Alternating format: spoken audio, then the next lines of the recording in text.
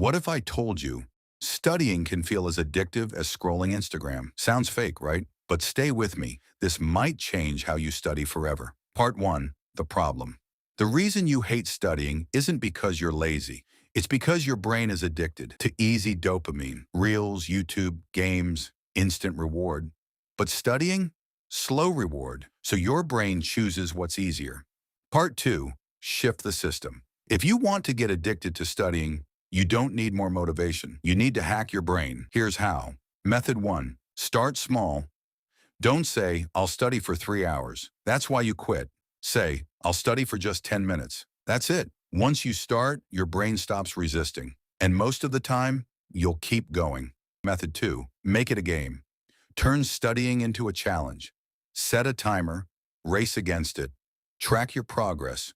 Your brain loves winning, so give it something to win. Method 3.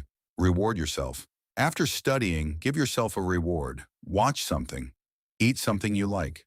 Relax. Now your brain connects. Study equals reward. And that's how addiction starts.